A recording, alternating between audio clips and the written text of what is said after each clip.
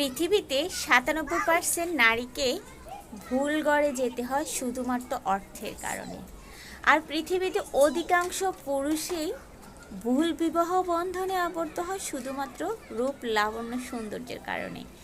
কথাটা হয়তোবা শুনতে হাস্যকর মনে হলেও কথাটা কিন্তু 100% বাস্তব কথা। হ্যাঁ, আমাদের দেশ হোক বাহিরের দেশ হোক, আমরা বাহ্যিক সৌন্দর্য, টাকা পয়সাকে একটা বিয়ের মাপকাঠি হিসাবে ধরি। একটা মেয়েকে বিয়ে দেওয়ার জন্য তার বাবা খোঁজে ছেলে কিসে জব করে, ভালো সরকারি জব করছে কিনা, সে প্রতিষ্ঠিত ব্যবসায় কিনা, বাড়ি গাড়ি কী আছে, তার মেয়েকে কেমন সুখে রাখবে।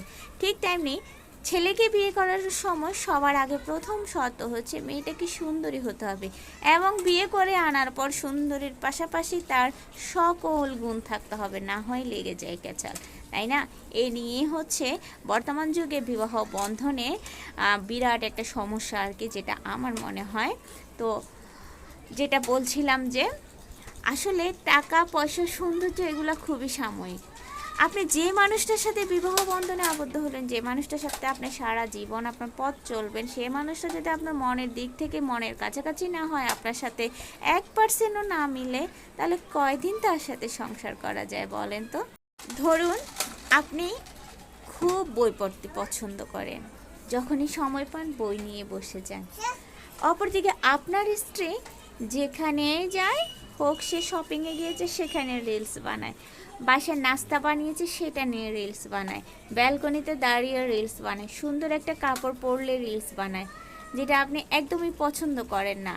আপনি আপনার সংসারটাকে প্রাইভেট রাখতে পছন্দ করেন, অপরদিকে আপনার স্ত্রী সেটাকে পাবলিক করতেই পছন্দ করে।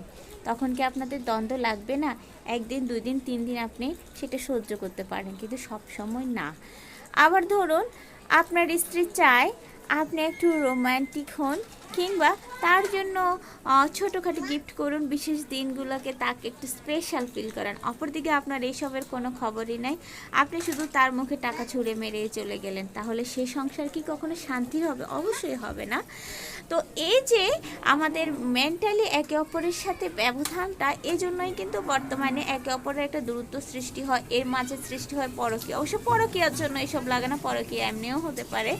তবে আমার যেটা মনে হয়, বর্তমানে ম্যারিড লাইফগুলোতে যে ধরনের সমস্যা ফেস করা হয়, তার প্রধান কারণ হচ্ছে একে অপরের মানসিক দূরত্বটা, একে অন্যের সাথে যে বন্ধনটা হওয়ার কথা সেই বন্ধনটা না হওয়া, এবং এর জন্য মোবাইল কিন্তু অনেকটাই দায়ী।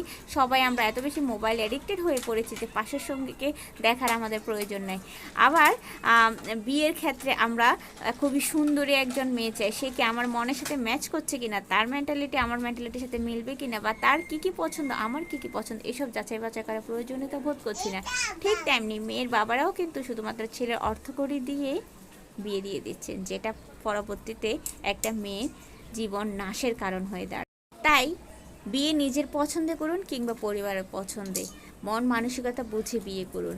আপনার মনের সাথে মিলবে এমন মানুষকে বিয়ে করুন। শুধু রূপ, লাবণ্য, টাকা পয়সা দিয়েই কিন্তু জীবন চলবে না। হ্যাঁ, টাকা পয়সা সৌন্দর্য সব কিছুর দরকার আছে, কিন্তু তার চাইতে সবচেয়ে প্রয়োজন যেটা, সেটা হচ্ছে মনের দিক থেকে মানুষটা সুন্দর হওয়া। ভিডিওটা কেমন লেগেছে কমেন্ট করতে কিন্তু ভুলবেন না। সবাই ভালো থাকবেন, আমার পেজটা ফলো দিয়ে পাশেই থাকবেন। আজকের মতো বিদায় নিয়ে নিচ্ছি। আসসালামু আলাইকুম, আল্লাহ হাফেজ।